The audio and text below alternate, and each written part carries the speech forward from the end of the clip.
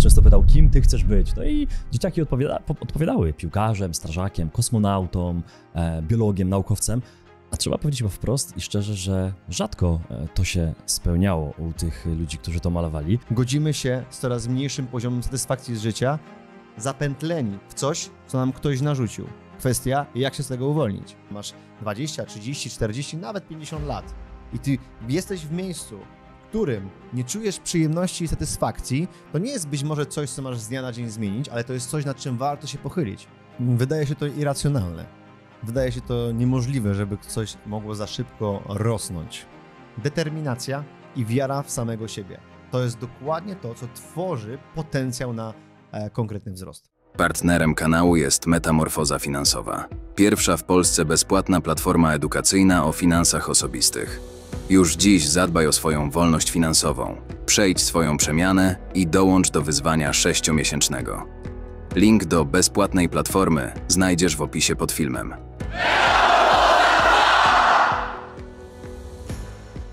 Gościem dzisiejszego odcinka jest Dawid Kozioł, przedsiębiorca, doradca gospodarczy oraz ekspert w zakresie finansów osobistych. Współwłaściciel kanału, agent specjalny oraz autor książki Metamorfoza Finansowa. Cześć, z tej strony Grzegorz Kusz, witaj na kanale. Dziś moim gościem Dawid Kozioł. Cześć Grzegorzu, cześć, witajcie. To wielka przyjemność, Dawid. Długo cię tutaj nie było i chciałem dzisiaj nagrać odcinek, który myślę, że zrobił sporo zamieszania na kanale. Film, który nagraliśmy wspólnie prawie 2 lata temu. O zespole marzeń. O, można powiedzieć, nawet Dream Teamie. I dlaczego ten odcinek nagrywamy? Chciałbym powiedzieć ponownie, jakby robimy kontynuację tego po 2 latach, bo ostatnio na kanale świetnie przyjął się odcinek z Radkiem Pogodą. Odcinek o Dream Teamie. Odcinek o tym, że warto budować obok siebie znajomości. Takie prawdziwe, takie świadome. I dziś chciałbym, wracając do tej naszej rozmowy prawie 2 lata temu, rozpocząć taką rozmowę o tym, że ten Dream Team zawodowy w pracy też myślę, że warto tworzyć. Warto mieć takich świadomych ludzi, których może my wybieramy, my sobie to tworzymy środowisko, a nie wpadamy na rynek pracy trochę w przypadkowe miejsce, no i tam niektórzy zostają przez całe życie, nie inspirując innych przy tym i też nie realizując tego, co by chcieli. Takie wejście na początek, Dawid, i powiedz mi, dlaczego, no bo ty się zgodziłeś na to nagranie i powiedz mi, dlaczego ten Dream Team, tak można go nazwać dzisiaj, zawodowy, jest tak ważny dla każdego z nas? Nie jesteśmy samowystarczalni.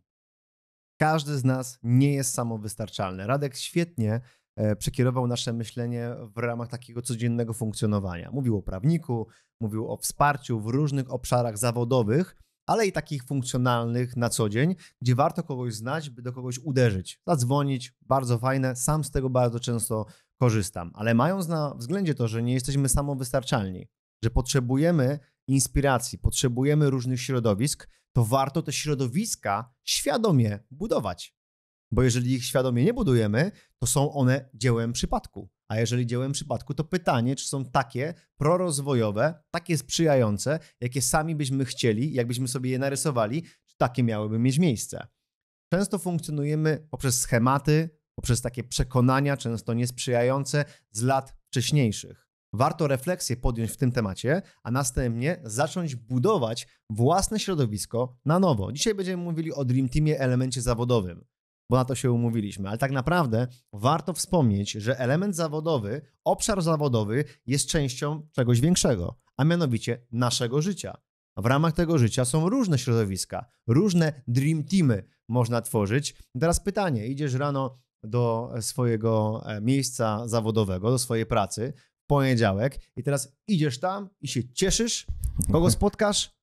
Czy jesteś zirytowany i czekasz na godzinę 16, czy na konkretną inną godzinę, żeby z tego miejsca wyjść? Ja uważam, że w ramach tego, co jest naszą całym elementem życia, funkcjonowania, są 3 obszary. Finanse, zdrowie, relacje i duch. My sami, czy to, co myślimy o sobie. W ramach tego warto mieć obok siebie ludzi, którzy nam sprzyjają, ale jednocześnie, podchodząc z punktu pokory, sprzyjać również im. Chciałbym zacząć od takiego stwierdzenia, wchodząc w to drugie pytanie, że często mówimy zaprojektuj swoje życie i ty, Dawid, przed chwilą powiedziałeś, że projektujesz często swoje życie i myślę, że my możemy historycznie wrócić do tego, co my jako dzieciaki robiliśmy. Malowaliśmy na kartkach swoje marzenia, ktoś nas często pytał, kim ty chcesz być. No i dzieciaki odpowiadały piłkarzem, strażakiem, kosmonautą, biologiem, naukowcem. A trzeba powiedzieć chyba wprost i szczerze, że rzadko to się spełniało u tych ludzi, którzy to malowali. I teraz pytanie, dlaczego tak się działo, że wtedy my może byliśmy bardziej szczerzy ze sobą? Jak ty myślisz, dlaczego to, co projektowaliśmy, malując obrazy w tym przedszkolu i później zawodowo, często trafiamy, może przypadkiem właśnie, nie projektując swojej drogi zawodowej i trafiamy do jakiegoś miejsca, które nie jest naszym miejscem, to po pierwsze, a po drugie, nie mamy tego dream teamu obok siebie i patrzymy gdzieś właśnie trochę z zazdrością na znajomych, którym wyszło, jak to oceniamy. Pragnienia budowaliśmy w przeszłości na bazie jakiejś fascynacji często. Ja tworzyłem to na kartce, rysowałem coś, chociaż nie miałem tutaj jakichś specjalnych zdolności, ale często projektowanie w mojej głowie powstawało. Wyobrażenie tego, co chciałbym, by się wydarzyło w przyszłości. I nie ma nic złego w tym, jeżeli na naszej drodze świadomie robimy ponowną definicję tego, co my chcemy w życiu realizować, jaką mamy pragnienie w przyszłości. I tutaj, jeżeli powstaje coś, a potem my to zmieniamy i świadomie do tego podchodzimy, dla mnie to jest ok, ale często jest zupełnie inaczej. Budujemy pragnienie, robiliśmy to często jako młodzi ludzie, czy jako dzieci, ale następnie wchodzimy w ten tak zwany, w cudzysłowie, dorosły świat. W nim, wychodząc z pustym często, albo bagażem, plecakiem zapchanym różnymi frazesami uczeń w szkole, na studiach, czy też stwierdzeniami osób, które nas otaczały, wchodzimy w ten świat, ten dorosły świat, w cudzysłowie, no i często nie wiemy, gdzie zmierzamy. Gubimy się po drodze. Tak ja to obserwowałem również u siebie. Pragnienia, które kiedyś określiliśmy, nie zmieniliśmy ich, zaczynają mieć coraz mniejszą siłę, ponieważ to, co do nas dociera, jest nie takie, jak sobie wyobrażaliśmy. Godzimy się na znacznie mniejszy poziom nawet nie życia, nie mówię o finansowym poziomie, ale satysfakcji z życia. Są 3 obszary, które będziemy wspólnie na tym kanale rozbudowywali.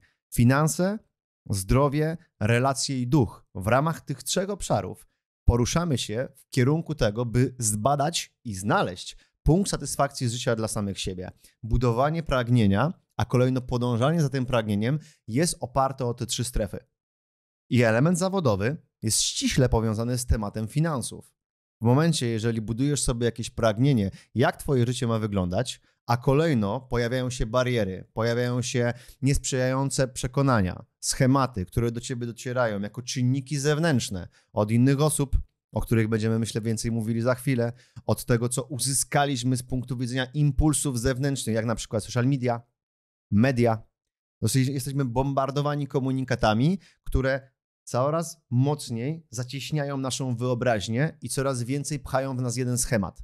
Schemat systemowego funkcjonowania, podążania za tłumem i często nie tam, gdzie satysfakcja z życia się pojawia.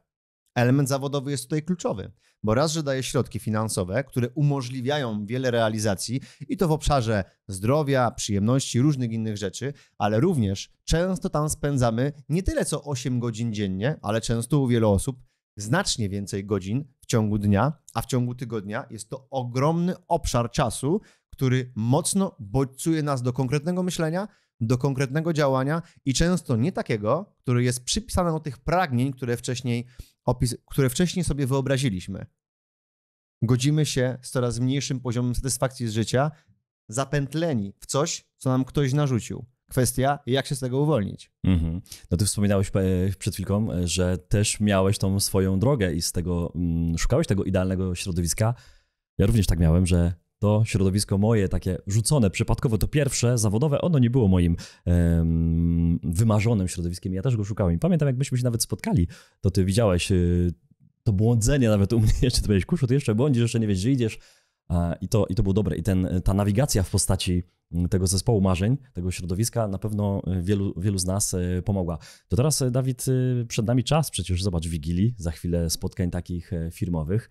No i teraz pytanie do was, właśnie do ciebie pytanie, czy ty jesteś w takim miejscu, w którym chciałeś być? Czy ty pójdziesz na tą Wigilię z ogromną radością, z chęcią porozmawiania z tymi swoimi współpracownikami, pracownikami, kumplami z pracy, czy idziesz po prostu, bo trzeba, bo wypada, bo to jest taki obowiązek, bo trzeba się pokazać no i właśnie, to jest może takie pytanie, które wleje trochę zimnej wody na twoją głowę i będzie takim momentem, że warto się zastanowić, jak ten zespół marzeń, jak ten zespół powinien wyglądać, Dawid? Jak ten zespół? No właśnie takie pytanie tutaj stawiam, no bo o tym mówimy, ale to idźmy już do konkretów. Jak zespół, nie Dream Team, o którym rozmawialiśmy z Radkiem, tylko zespół zawodowy, zespół na co dzień w pracy.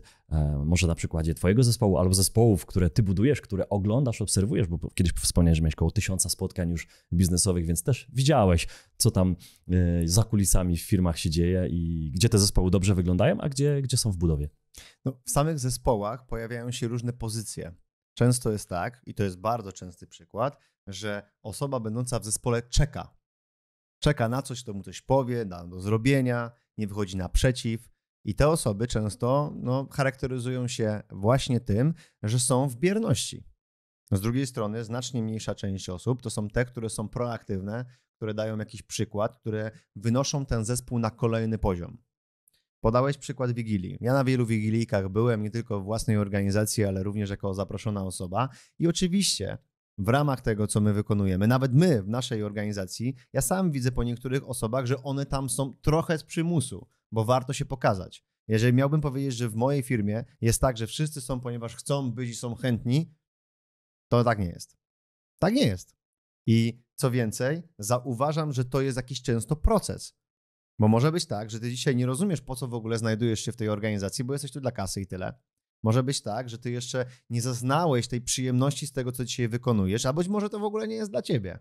Ale jeżeli taki sygnał do ciebie dociera, masz 20, 30, 40, nawet 50 lat i ty jesteś w miejscu, w którym nie czujesz przyjemności i satysfakcji, to nie jest być może coś, co masz z dnia na dzień zmienić, ale to jest coś, nad czym warto się pochylić, dać do tego konkretną refleksję, ponieważ przed tobą jest jeszcze całe życie, można tak to nazwać. Możesz zrobić cokolwiek. Ja wiem to po sobie, że możesz zrobić cokolwiek. Jeżeli mówimy o budowaniu zespołu marzeń, to nie ma nic lepszego, nie prostszego, lepszego niż wziąć na siebie odpowiedzialność za budowanie dokładnie takiego zespołu marzeń. Ja sam jako odpowiedzialny biorę ręce do roboty i nie będę patrzył na tego, tamtego, konkretną inną osobę, żeby ona coś zrobiła, tylko ja wyjdę naprzeciw. Wczoraj rozmawiałem z jednym ze współpracowników właśnie o tym, że Dawid, jak wziąć odpowiedzialność, jak zrobić to i zaczęli mnie o to pytać. Ja mówię, bardzo prosto, rób, a po drodze się zastanów. Co można zrobić lepiej, efektywniej, ale bądź tym osobą proaktywną. Jeżeli chodzi o elementy zawodowe, ja tego tak nie rozróżniam. Wiem, że dzisiaj tematem odcinka jest element właśnie projektowania zespołu marzeń zawodowego. Okej, mamy jakieś środowisko, w którym zajmujemy się aktywnością zawodową, mamy również inne środowiska, ale to wszystko jest w kategorii życie. Ja dzisiaj przyjmuję taką strategię, że jeżeli jestem w jakimś otoczeniu, które widzę, że mi nie sprzyja, to nie złamię tego, że z dnia na dzień z niego wyjdę, bo być może są konsekwencje, których nie chcę ponieść, ale zrobię wszystko od tego, by krok po kroku zmniejszyć częstotliwość tych spotkań i zmniejszyć oddziaływanie tego środowiska na mnie, ponieważ to wpływa długofalowo na satysfakcję z mojego życia. To moim zdaniem jest najrozsądniejszą formą funkcjonowania. Możemy sobie dzisiaj tutaj powiedzieć, że budujmy sobie zespół marzeń w ramach swojego środowiska prywatnego. Budujmy sobie zespół marzeń w ramach środowiska zawodowego. Możemy to rozbroić na wiele różnych czynników. Ale czy tak jest to w procesie, że w ten sposób coś zmieniamy? Ja nie spotkałem się na jakimkolwiek etapie swojego życia w zmianie czegokolwiek, żeby przychodziło coś z dnia na dzień. Teraz Robert Karaś. Mówiliśmy o tym przed nagraniem. Wykonuje Ironmana 150 razy z rzędu. 150 razy z rzędu. Zainspirowany tą osobą stwierdziłem, dobra, Dawid, zrobisz 150 treningów z rzędu, nie Ironmanów, treningów z rzędu. 150. Jestem aktualnie na 12 treningu. Codziennie wchodzę i na relacje na Instagramie wrzucam ten obrazek. Niektórzy powiedzą, chwali się.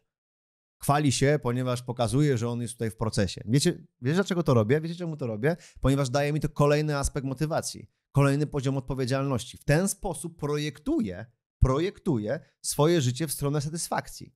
Od motywacji, która rozpoczęła się od Roberta, żeby iść w tym kierunku, mówię o tych 150 treningach, do tego, żeby znaleźć swój własny system, żeby wyjść z własnych ograniczeń, które były wcześniej.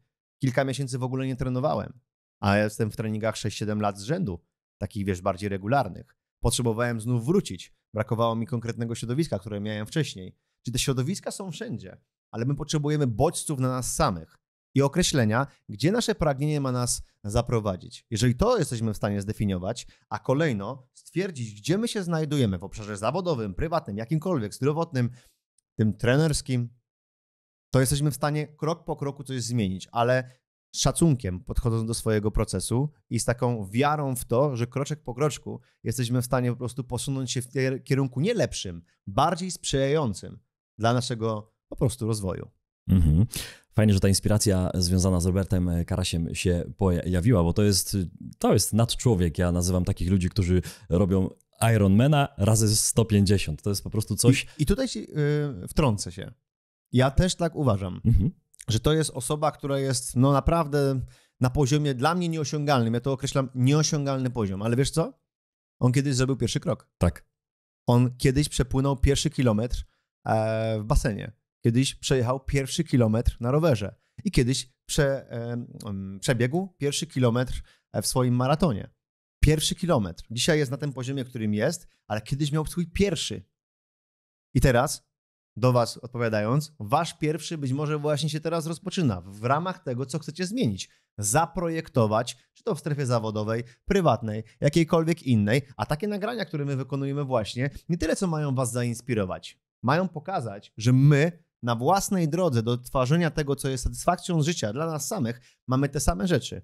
Impuls, który daje przestrzeń do motywacji. Kolejno rzeczy, które w ramach tego się dzieją i te, które nas powodują, że nam się nie chce i te, które nas motywują. I te ostatnie, po których najczęściej nas oceniają, czyli trofea. Wiele osób zazdrości nam naszych trofeów, ale mało kto zazdrości nam naszych treningów. Tak. Piękne zdanie, które ostatnio słyszałem i warto o nim wspomnieć, ponieważ często zazdrość właśnie wynika z tego, że my nie rozumiemy, że warto cieszyć się z samej przygody. I w elemencie zawodowym również to dostrzegłem wiele lat temu. Dostrzegłem to, ale praktykować zacząłem to rok temu mniej więcej. Świetny cytat, 2 razy już go słyszałem z twoich ust, nie pamiętam, czy to jest Michaela Jordana, mniejsze o to, kto to powiedział, ale jaki to ma wydźwięk. A propos pływania, jedno zdanie, pamiętam, że 5 lat temu, jak poszedłem na pierwszy trening, bo nie umiałem pływać i w takim wieku przyszedłem na basen i pani mnie zapytała, czy pan jest synem czy z córką, a ja wtedy powiedziałem, jestem z samym sobą, chcę się nauczyć pływać. I pani była w szoku, ale mnie nauczyła. Super. Ja w wieku 34 lat zacząłem się uczyć pływać, a pamiętam, że jak kończyłem tą moją drogę treningów w 19 chyba roku, to przepływałem na treningu mniej więcej 2 kilometry. To ja, wiesz, 2 kilometry to mi nie pasuje do pływania, bo tam są za krótkie dystanse. Myślałbym sobie, że 2 kilometry to można przebiec ewentualnie, ale nie przepłynąć. Więc każda droga zaczyna się od pierwszego kroku. Niech wiek albo niech właśnie środowisko was nie przytłacza, bo często tak jest, że mówimy, a to środowisko, my nie możemy tego zrobić w tym miejscu, to warto zmienić. Ja powiem wam, że też, i to jest nawiązanie do kolejnego pytania, bo ono myślę, że może być bardzo ciekawe dla wielu z was. Ja pamiętam, że kiedyś w mojej przygodzie zawodowej miałem finanse na bardzo fajnym poziomie, ale w tym środowisku, w którym byłem, tak powiem delikatnie, wszystko inne się nie zgadzało. Ja zgasłem jako człowiek. Ja nie byłem taki jak zawsze, nie byłem uśmiechnięty, nie byłem pozytywny, bo to środowisko takie nie było. I uciekłem z tego środowiska i chciałem ciebie, Dawid, zapytać, co przyciąga ludzi właśnie do tego, że oni tworzą te środowiska, przychodzą z jednych. I często nie są to finanse, z tego co wiem, przynajmniej na początku. Z Czarkiem Traderem kiedyś rozmawialiśmy i on też powiedział, że absolutnie on nie szuka ludzi, którzy na początku chcą zarabiać bardzo dużo, tylko jest tam coś innego. Ale dzisiaj pytam ciebie, Czarek o tym opowiedział. Wiem, że to może być ciekawe pytanie, że często to nie finanse przyciągają ludzi do takich środowisk. A co? Oj, to jest bardzo dobre pytanie. I odpowiedź będzie rozłożona. Równie dobrze, równie dobra. A to już pozwól, że oceniam. Zobaczymy. Samooceń. Ale nawiążę najpierw do tego pływania. Nie jest łatwo powiedzieć, że w wieku 34 lat rozpocząłeś swoją edukację pływania. Tak. Ja bardzo dobrze pływam, uwielbiam pływać. Ty miałeś sobie przestrzeń do rozwoju w tym obszarze. I dla mnie to jest okej, dla mnie to jest naturalne. Każdy ma swoje przestrzenie. I chcę ci powiedzieć jedną rzecz, bo często mnie pytasz, jakich ludzi potrzebujemy do zespołu agenta specjalnego, jakich ludzi potrzebujemy do investment partners, jako do planerów finansowych, którzy rozpoczynają swoją ścieżkę na szkole planerów. Wiele tych obszarów naszego rozwoju jest o ludziach i jakich ludzi tam szukamy. Dokładnie tych, którzy jak wysłuchali, że ty w wieku 34 lat rozpocząłeś swoją edukację pływania, to nie zaśmiali się, tylko powiedzieli fajnie, good point. Ale jest tam rzesza ludzi, którzy będą wyśmiewali w tym momencie ciebie. Jak w 34 lata, jak on się mógł nie nauczyć pływać? Tak, albo nie uwierzą w to. Nie uwierzą w to, pewnie kłamie i tak dalej. I te historyjki to są historyjki, na które ja już nie mam czasu. Nie chce mi się. Ja tych ludzi już nie potrzebuję w swoim życiu obok siebie. Ale potrzebuję dokładnie tych, którzy dają wiarę w to, co druga osoba sobą reprezentuje, w jakim kierunku podąża i chce się rozwijać. Nieważne, jaka to jest przestrzeń życiowa. U ciebie to było pływanie, u mnie to było zrzucenie 70 kg wagi, czy 75 kg wagi. I tak dalej, i tak dalej. I właśnie takich ludzi potrzebujemy do jakiejkolwiek organizacji, którą tworzymy. Ponieważ to oni, jako siła grupy, jako Dream Team, będzie wznosiła to, co będziemy robili na kolejny poziom. Z przyjemnością, satysfakcją. Ci otwarci, świadomi ludzie. Czy ich jest dużo? Tak. Czy wszyscy tacy są? Nie. Ale właśnie tych, którzy nie mają tego, co zaraz właśnie będzie odpowiedzią na twoje pytanie, warto znaleźć i w swoich organizacjach, w tych Dream Teamach, które by właśnie być może robicie w ramach waszych firm, a jeżeli pracujecie u kogoś, to w ramach waszych mini komórek w tych organizacjach. To właśnie takich ludzi warto mieć obok siebie, ponieważ oni będą bardzo ważni na drodze do waszego rozwoju, a przez synergię do rozwoju was jako całości. Odpowiadając na to pytanie, pieniądze? Jasne. Pamiętajmy, że ludzie potrzebują godnie zarabiać. I wy, tworząc organizację, potrzebujecie zrobić tak tą organizację, żeby ci, którzy są efektywni, chcą, starają się, mogli godnie zarabiać. Ile to znaczy? Tyle, ile chcą. Tyle potrzebne jest, żeby było wynagrodzenie. Jak w tamtym nagraniu, które robiliśmy 2 lata temu, mówiłem o tym, że trzeba umieć się podzielić pieniędzmi. To ten, który tworzy tą organizację, potrzebuje umieć podzielić się pieniędzmi. Jeżeli dobrze to rozumie, to wie, że na tym długofalowo wygra, bo dzięki temu powstanie jakość, dzięki temu powstanie lojalność i dzięki temu powstanie coś, co jest oszczędnością najważniejszego aktywa, które posiadamy, a mianowicie czasu. Kolejnym aspektem, który tam jest bardzo ważny, to jest kwestia pozytywnego podejścia. Jeżeli pozytywne możemy to w ogóle tak określić. Chodzi mi o sprzyjające, chodzi mi o takie twórcze podejście. To jest bardzo ważne na etapie tworzenia tych środowisk zawodowych, bo ile razy słyszałeś od ludzi takiego pełnego rodzaju narzekania i jak to na ciebie wpływało? Lepiej się czułeś czy gorzej? No zdecydowanie gorzej. A jeżeli gorzej, to wpływa to na cały aspekt twojego życia. Ja uwielbiam rozmawiać z ludźmi, którzy podchodzą pozytywnie, sprzyjająco, twórczo do tego, co robią i chcą robić nadal. Nawet jak nie mają kompetencji, nawet jak nie mają umiejętności, ale ich uśmiech na twarzy powoduje uśmiech i u mnie. Tak to działa. A jeżeli tak, to oboje wzrastamy. I dla mnie to jest bardzo, bardzo ważny aspekt. Kolejna sprawa, która tam warto by powstała, żebyśmy nie pracowali tylko dla pieniędzy, ale żeby tam było coś więcej. Żeby tam za rogiem było coś więcej. Żeby tam był jakiś element związany z ideą tego, co my wykonujemy. Ja sam, jako planer finansowy, jako osoba, która szerzy świadomość finansową w Polsce, powiem ci tak, świetnie się czuję z tym, co robię. Petarda, o, tak to nazwę. Petarda.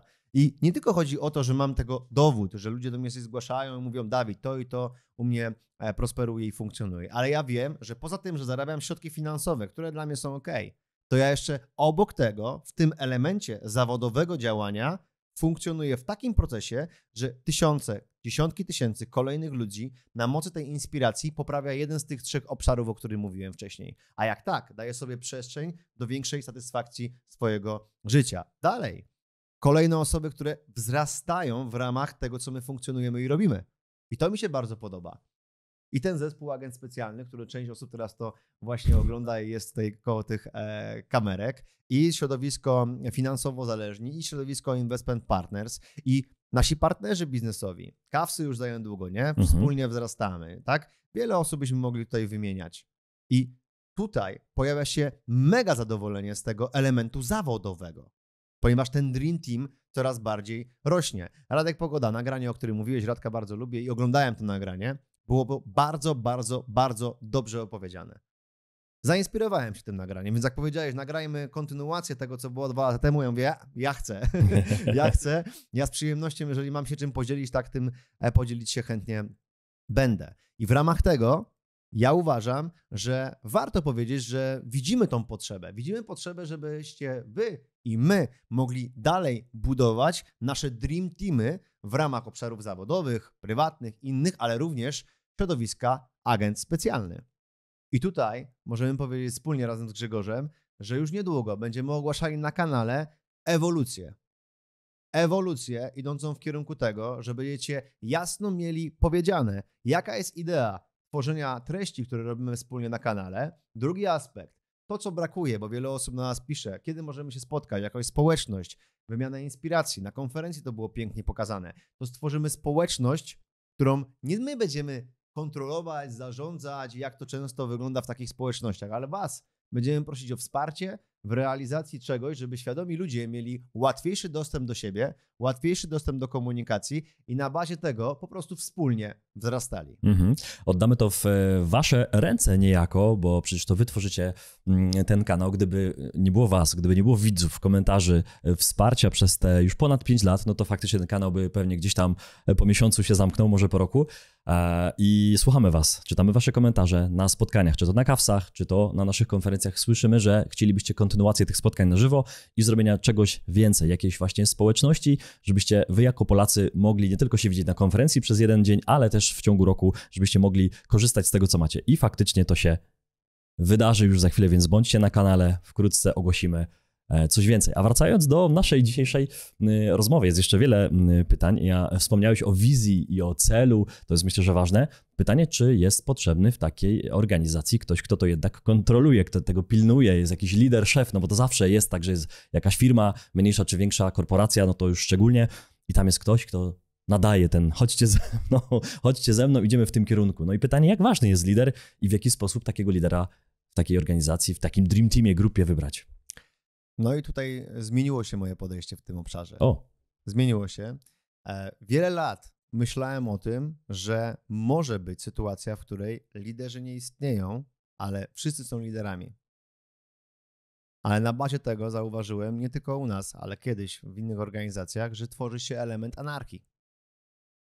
Potrzebujemy mieć przywództwo. Potrzebujemy mieć lidera w jakiejkolwiek organizacji, w jakiejkolwiek komórce. Jakiejkolwiek. Potrzebny jest lider, który bierze odpowiedzialność, który nadaje kierunek i idealnie, żeby ten lider tworzył kolejnych liderów. To jest idealny model.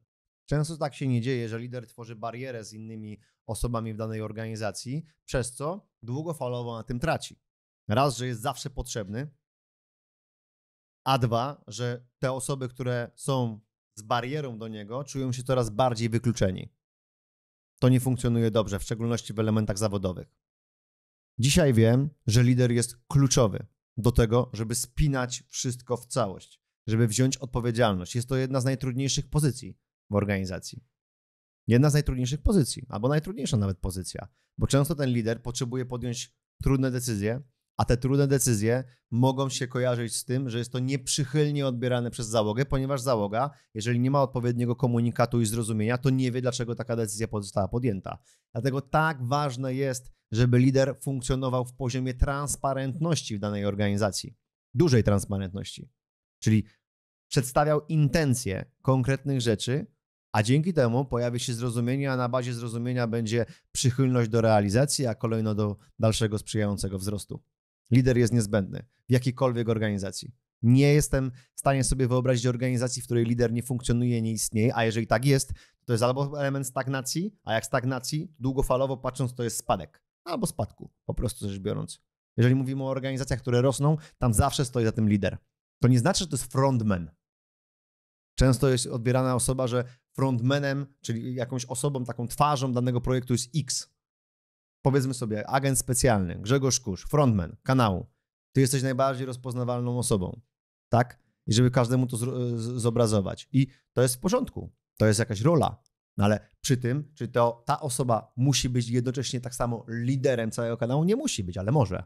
I to jest to piękne. A może być z obszaru liderem. Często jest tak, że liderzy to są osoby, których nie widzicie, nie znacie, nie dostrzegacie. Oni tam są.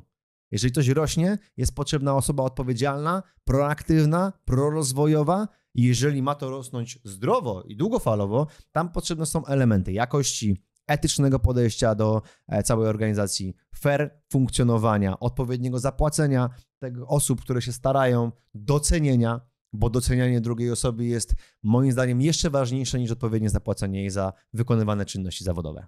Wspominałeś, Dawid, o wzroście, kiedy jest lider, który działa i wszystko rośnie, no i właśnie, i mi się wydaje, że to jest marzenie wszystkich, którzy mają jakiś zespół, mają dream team, mają ludzi w swojej organizacji, no i wszystko rośnie. No i właśnie pytanie, czy wzrost albo zbyt szybki wzrost istnieje i to jest marzenie takiego lidera, czy to może w niektórych przypadkach być jakaś klątwa, no jakaś sytuacja nieoczekiwana w danym momencie, że organizacja rośnie zbyt szybko, no bo czasami słyszymy o firmie, która upadła dlatego, że za szybko wzrosła albo nie była przygotowana na ten wzrost. Różne takie historie pojawiły się na całym świecie na pewno. Wydaje się to irracjonalne. Wydaje się to niemożliwe, żeby coś mogło za szybko rosnąć. Ale tak oczywiście jest możliwe. Na początek element wzrostu. Wzrost osobom, które są mało aktywne w funkcji budowania organizacji, kojarzy się wzrostem finansowym, wzrostem sprzedaży, ale wzrost może być w obszarze jakości, może być w obszarze obsługi serwisowej, w wielu aspektach, więc element wzrostu możemy badać na wielu obszarach danej organizacji zawodowej, ale również samego siebie. Często jest tak, że mija rok funkcjonowania, sami sobie stwierdźcie, teraz mija rok funkcjonowania 2024 w jakimś obszarze zawodowym, czy ja dokonałem własnego wzrostu. Często ludzie powiedzą nie, bo zarabiam tyle samo, ale to nie chodzi tylko o zarobki. Jeżeli tam czujesz się przyjemnie, jest ci lepiej, to może to jest obszar, na którym urosłeś, twoje kompetencje. Więc element wzrostu warto badać na wielu płaszczyznach. Czym możemy za szybko rosnąć? Tak. I nie tylko jako organizacje, zbyt szybkie tempo mieć wzrostu, ale również jako ludzie możemy mieć zbyt szybkie tempo wzrostu. To też brzmi ciekawie. Po kolei. Organizacja może rosnąć bardzo szybko, na przykład w elemencie sprzedaży, handlu, a back office tej organizacji nie będzie nadążał nad tym, by trzymać jakość tego, co jest wykonywane przez handlowców. Na przykład kwestie kontraktów, które nie będą dowożone przez wykonawców. To jest prosty przykład i tak może po prostu się wydarzyć. Inna sprawa, że możemy utracić markę na tym, że coś deklarowaliśmy i nie dopięliśmy tego. Dalej, to co wydarzyło się w naszej organizacji, przemęczenie materiału. Kiedyś projektowałem tak dużo, cały czas funkcjonowałem projektów, że jedna ze współpracownic powiedziała mi: Dawid, a zaplanowałeś w kalendarzu firmy urlop? Tak przerwę od projektowania? Ja mówię, no nie. Ja mówię, okej, to teraz dlaczego to jest ważne? No porozmawiajmy. Uświadomiła mi to, dzięki wielkie.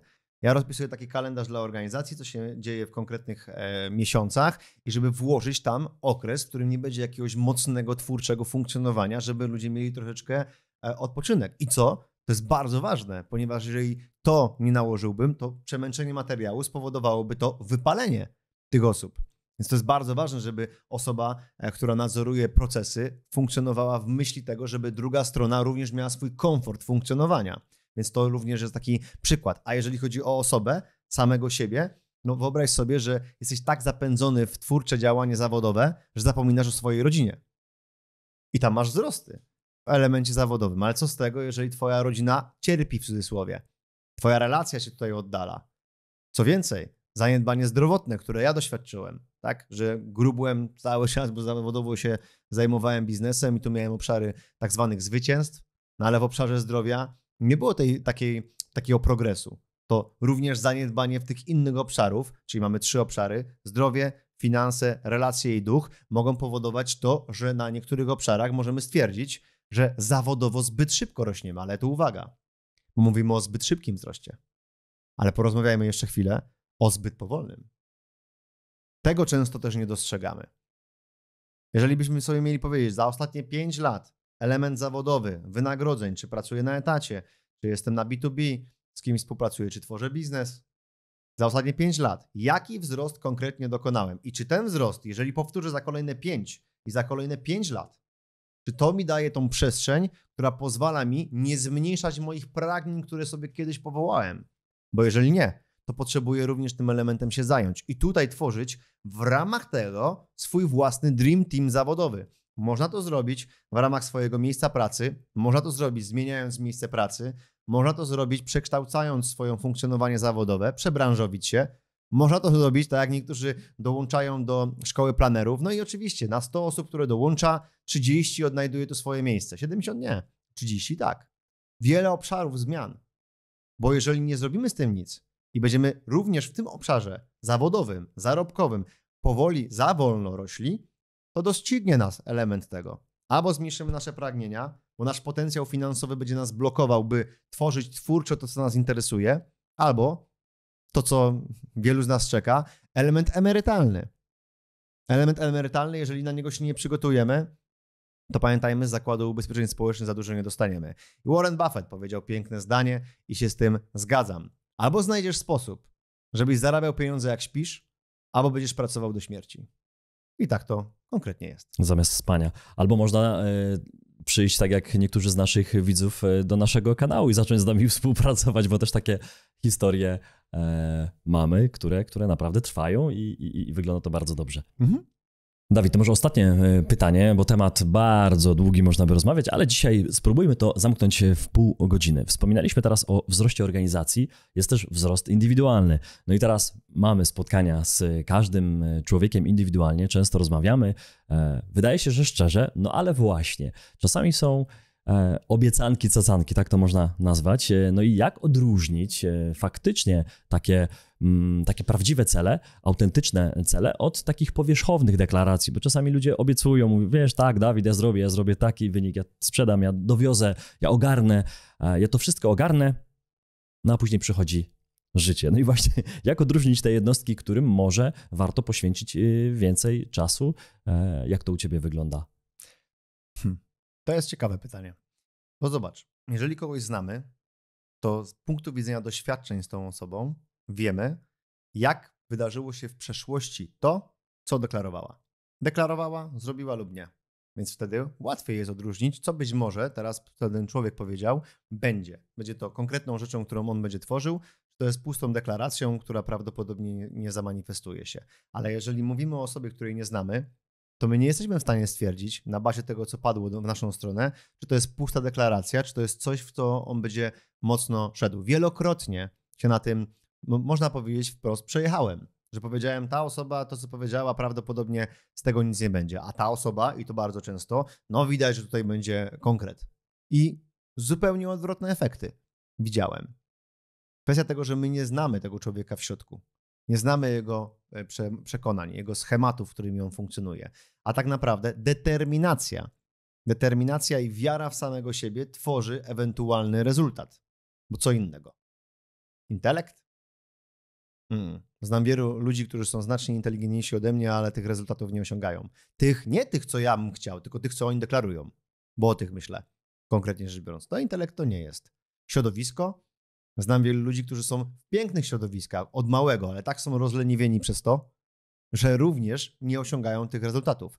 Determinacja i wiara w samego siebie. To jest dokładnie to, co tworzy potencjał na konkretny wzrost. Taka jest moja opinia w tym temacie.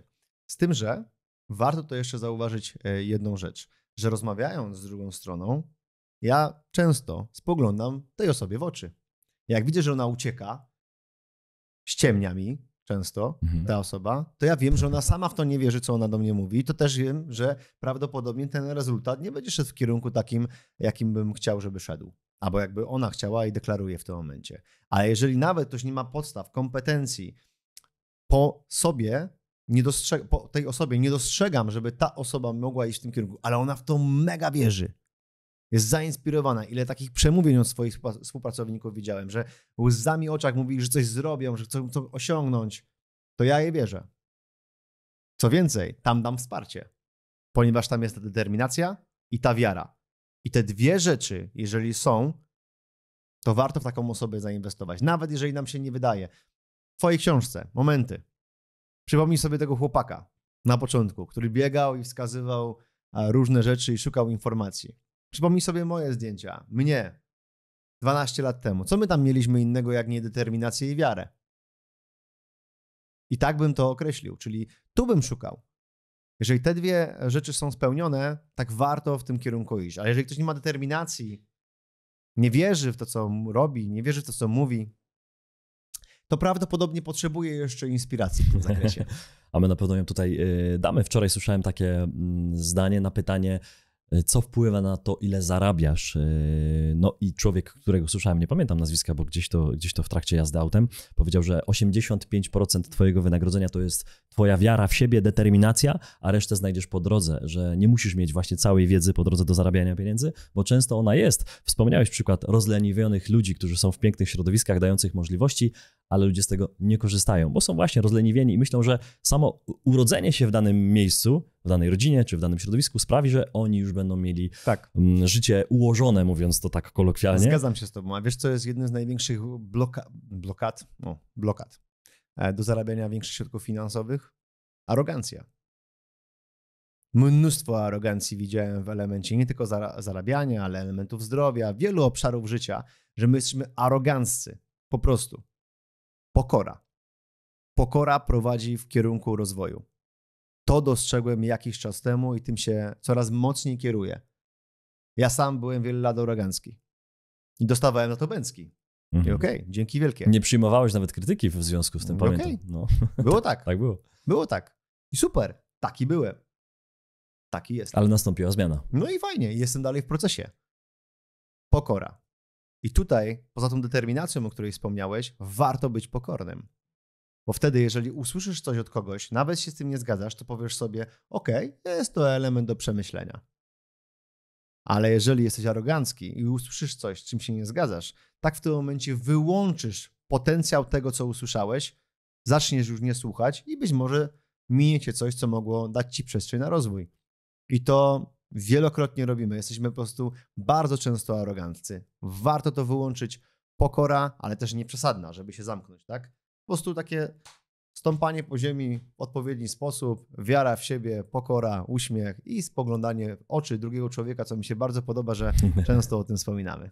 Wspominamy i wspominać jeszcze będziemy, więc życzymy wam, życzę tobie, każdemu z osobna, żebyś świadomie budował swój dream team, prywatny, zawodowy, a jeśli trzeba, bo już jesteś w jakimś procesie, to żebyś go zmieniał ze strachem, bo ta zmiana będzie wymagać na pewno strachu, na pewno się będziesz bał, ale po drodze możesz poprawiać. No i pamiętajcie, 2 rzeczy na koniec, to co Dawid wspomniał, pamiętajcie o pokorze, no i ode mnie pamiętajcie o wdzięczności również, dochodząc do tych następnych waszych kolejnych etapów, bo też zauważyłem ostatnio mniej wdzięczności u niektórych ludzi, jak spotykałem na drodze. Mnie to trochę zdziwiło, bo oni w moim mniemaniu mieli wszystko, a wdzięczności tam nie było. Także wdzięczność, pokora, wielka wdzięczność, Dawid, za dzisiejszy odcinek dla ciebie, no i pokora za to wszystko, co jest. My się rozwijamy, a ty? Czas zrobi swoje. Dzięki wielkie, jesteśmy w kontakcie. Trzymajcie się, do zobaczenia. Cześć. Hej, właśnie tak teraz wyglądasz. Znudzony pracą, która nie daje perspektyw, twoje godne zarobki wcale nie powodują u ciebie spełnienia. Jesteś przytłoczony otoczeniem bez perspektywy rozwoju. W mediach ciągle widzisz, jak inni odnoszą sukcesy, pracują nad ambitnymi projektami, zarabiają duże pieniądze. A ty dalej siedzisz w tym samym miejscu? Skrolujesz rolki i kolekcjonujesz wiedzę? Może pora się obudzić i zacząć działać? Do ciebie mówię, pobudka! Pokażę ci coś, co ci się spodoba. Szkoła planerów. Społeczność, w której liczy się twoje działanie. Dasz sobie szansę spełnienia marzeń, nabycia praktycznych umiejętności oraz współpracy z wyjątkowymi ludźmi i profesjonalistami? Zabrzmi ambitnie, ale to może być twój zawód XXI wieku.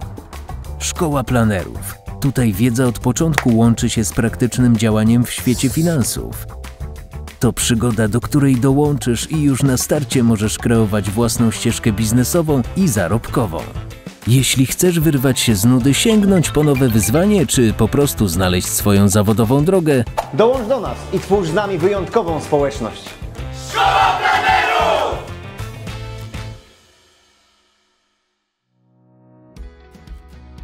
Mam nadzieję, że ten film był dla ciebie wartościowy. Jeśli ci się spodobał, zostaw łapkę w górę, daj komentarz i subskrybuj nasz kanał, aby nie przegapić kolejnych materiałów. Dzięki, że jesteś z nami. Do zobaczenia w kolejnym odcinku.